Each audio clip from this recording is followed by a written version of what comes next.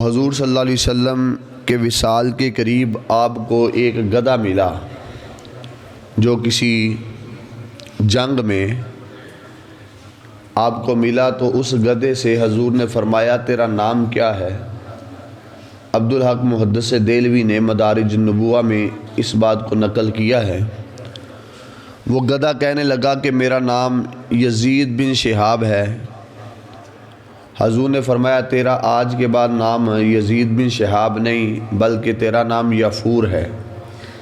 آپ نے اس گدھے کا نام یفور رکھا۔ پھر حضور نے پوچھا تیرا کمال کیا ہے؟ وہ گدھا کہنے لگا میرا کمال یہ ہے کہ میری نسل کے جتنے بھی گدھے گزرے ہیں ان کے اوپر سواری صرف نبیوں نے کی ہے، نبی کے علاوہ کوئی میرے اوپر سواری نہیں کر سکتا۔ میں ایک یہودی کی ملکیت میں تھا، اس نے بار بار میرے اوپر بیٹھنے کی کوشش کی تو میں نے اس کو گرا دیا، اپنے اوپر بیٹھنے نہیں دیا، تو اس لیے آپ مجھ پہ سواری کر سکتے ہیں کیونکہ آپ اللہ کے نبی ہیں۔ اور ساتھ اس نے کہا کہ میں اپنی نسل کا آخری گدھا ہوں اور آپ بھی نبوت کے آخری نبی ہیں۔ میرے بعد میری نسل ختم ہو جائے گی، آپ کے بعد سلسلہ نبوت ختم ہو جائے گا، آپ میرے اوپر سواری کریں گے، اس کے علاوہ کوئی میرے اوپر سواری نہیں کر سکتا۔ اللہ کے رسول صلی اللہ علیہ وسلم نے اسے اپنے پاس رکھا، اس کا نام یفور رکھا۔ آپ اس پہ سواری کرتے، کسی جگہ پہ جاتے تو اس کے اوپر بیٹھتے، اور اس گدھے کی عادت مبارک یہ تھی اگر حضور صلی اللہ علیہ وسلم اس گدھے کے اوپر بیٹھتے، آپ 10 گھنٹے بھی سفر کرتے تو وہ گدھا نہ تھکتا نہ اکتا، اور یہاں تک کہ جب آپ اس کے اوپر بیٹھتے نہ پیشاب کرتا نہ بخانہ کرتا، لید وغیرہ یا پیشاب وغیرہ نہیں کرتا تھا۔ گدھے کو بھی یہ عقل ہے کہ یہ سید الانبیاء ہے، جب آپ اترتے تو بعد میں وہ اس طرح کے کام کرتا۔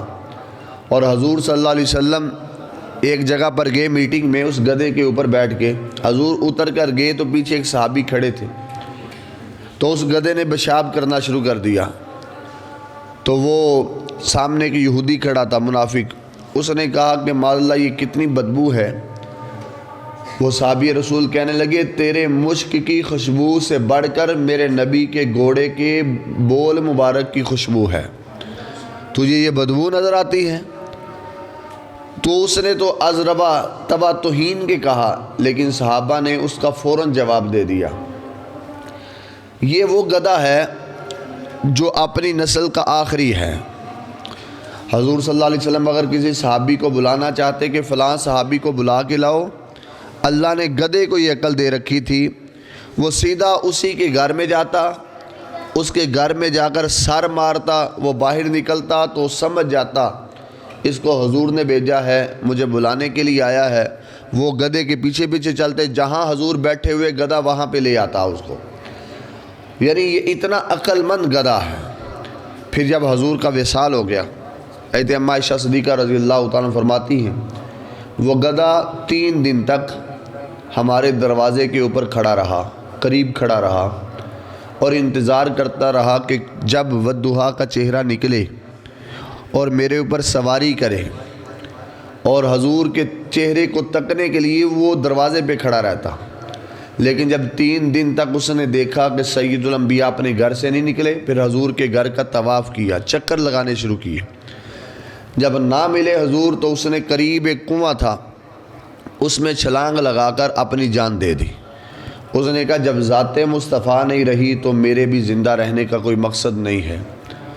تو اس لیے آپ ختم نبوت کا تاج پہن کے آئے ہیں، یہ انسان نہیں گدھے بھی جانتے ہیں۔ اور جو انسان اس بات سے عاری ہو کہ اسے خبر نہ ہو کہ ختم نبوت کسے کہتے ہیں، اس سے بہتر وہ گدھا ہے حضور کا جس کو یفور کہتے ہیں۔